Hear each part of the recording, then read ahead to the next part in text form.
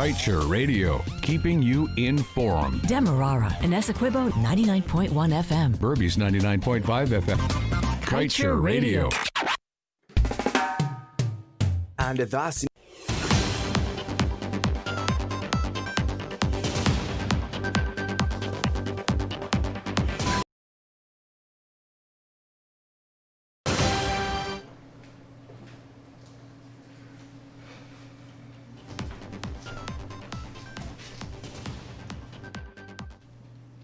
Good evening and welcome to this evening's newscast right here on Kaieteur Radio. I am Kevin Smith. Let's get to today's page 7 that is dedicated to being blunt.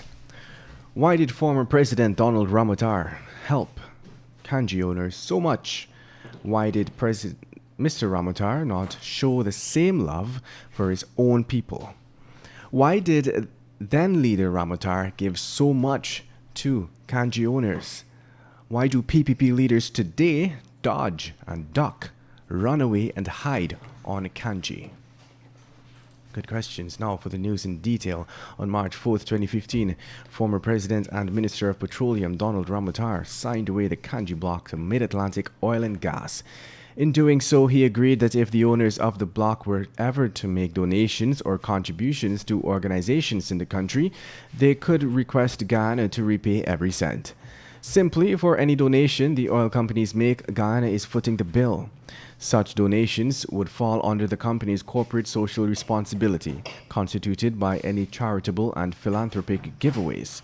In this regard, any material donated to an orphanage or school or funding for local supporting events such as cricket matches could be recovered by the companies owning the kanji block. When Ramotar signed the contract, the award went only to Mid-Atlantic. Since then, ExxonMobil, JHI Associates and Total have also farmed in. In other news, Minister of Natural Resources Vikram Bharat disclosed that the PPPC administration is acutely aware of the importance of real-time monitoring of oil production in the Stabroek Block. Hence, discussions have already started towards this end with American oil giant ExxonMobil. Further to this, Minister Bharat was asked to say if GTT would still be responsible for bringing the cable for the project, as this was what was planned by the previous regime. Minister Bharat said he would not be able to speak on that front, but what he is aware of is that ExxonMobil is responsible for bringing the cable. When the project gets underway, the officials said that Guyanese, especially those connected with the Department of Energy, would be partaking in the process to ensure the transfer of skills as it relates to monitoring the data room. In other news, Public Works Minister Juan Edgil read the Riot Act to road contractors and project engineers, making it clear that there will be zero tolerance for the collusion between the two parties. The minister issued this warning on Wednesday during a public engagement with contractors at the Arthur Chang Conference Center. Minister Edgil said that contractors are known to stall works in one area in an effort to complete other projects for other government ministers. But such a practice will be halted, he explained, adding that the Public Works Ministry has adopted a new policy of ensuring that contractors have no outstanding work before being handed another contract. Not only will the contractors face heat for subpar works, but the project engineers as well, as the ministry will be on high alert for quality control. And moving on, the Director of Public Prosecutions, Shalimar Ali Haq, has withdrawn the private criminal charges that were filed against CEO Keith Lowenfield. This is according to Lowenfield's attorney, Nigel Hughes.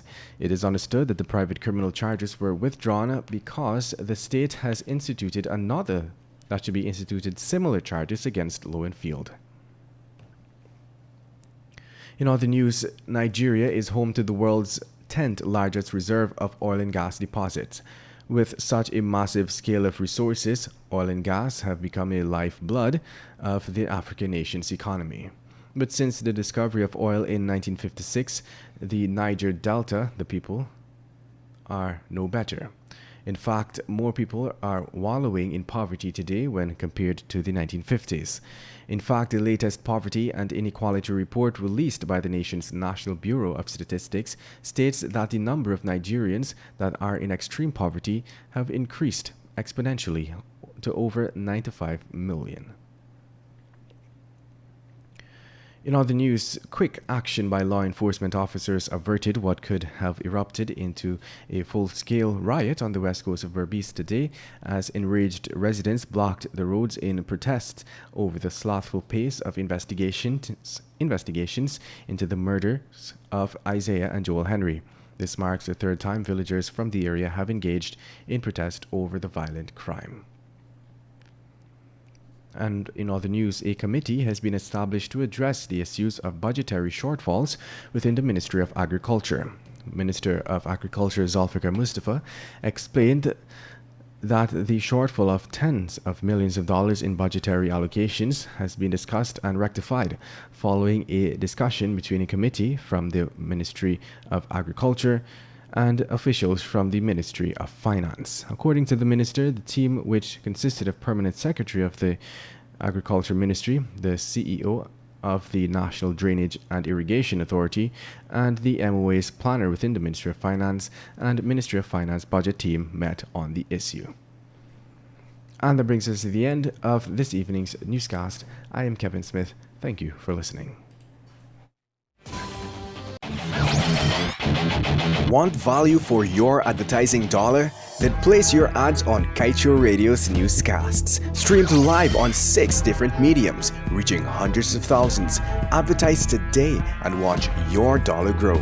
Call us on 225-8465 or 226-8210 today.